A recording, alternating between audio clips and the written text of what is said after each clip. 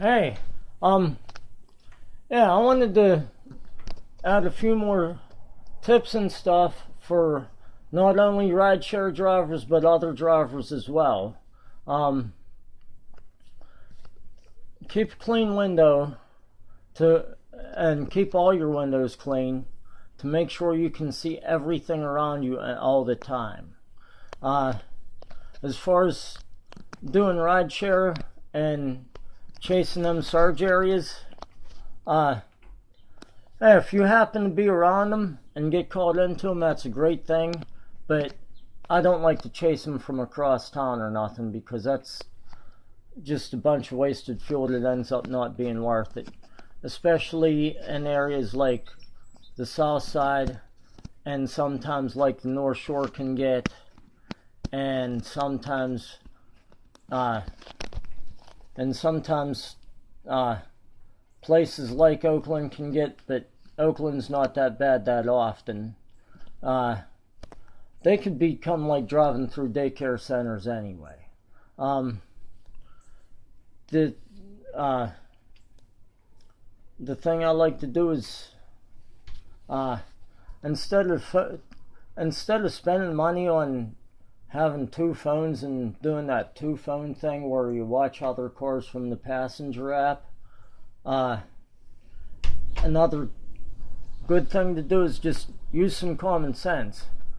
Uh, as soon as you look on your map and see a surge area coming up bright red real quick, and if you're not near that area enough to go chasing it, heck, you know all the new guys are going to that area and going to turn that pink real quick, and likely but not always, business is going to pop up around where you're already at. Another good thing for any driver to know is to use a gauze air filter. Use whatever tricks you can find to save fuel, or sometimes you get what you pay for with parts. If you don't buy the cheapest one but not the most expensive one, you get what you pay for, and by buying a medium price part, that might last 2 or 3 times as long as the cheapest part. A good example is ceramic brake pads. Stay much cooler and last longer. Another thing is that them K&N air filters, they'll pay for themselves, because they're more expensive to buy, but as time goes on, it's only $11 for a cleaning kit, and that cleaning kit might last you about maybe a year and a half. And with that, if you clean it mostly when you hear more noise from the exhaust than you do from under the hood while heavily accelerating, then that's the right time to clean them filters. And another thing is, if you're not always in a rush and you can milk it towards the red light and it turns green by the time you get it, you might have only saved a little bit of fuel doing that, but it all adds up after a while. Another trick to only practice in areas where it's safe and things like that is where the road goes downhill and leads to an uphill without any intersections in the middle of it. Try to keep it a safe speed for whatever potential hazards might be around the area. But if you can accelerate while you're 3/4 of the way down a hill and build momentum to help carry you up the hill instead of all your fuel carrying you up the hill, that might save a drop of fuel here and there.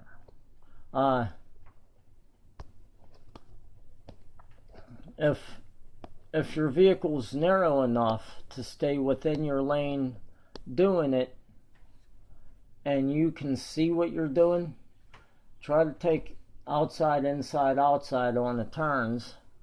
Not only will this help you save fuel, but it'll actually lead to better control.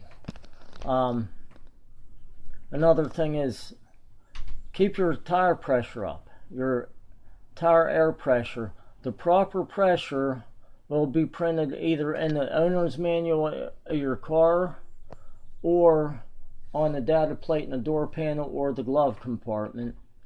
The recommended pressure that's printed on the tire is for the tire itself and not for that particular vehicle. Keeping the proper tire pressure will not only let you use the right amount of fuel, it'll save you on fuel, plus it'll let your tires wear evenly and let them last that much longer. It's really worth it to do that at least once or twice a week, maybe even 3 times. Another good thing to do is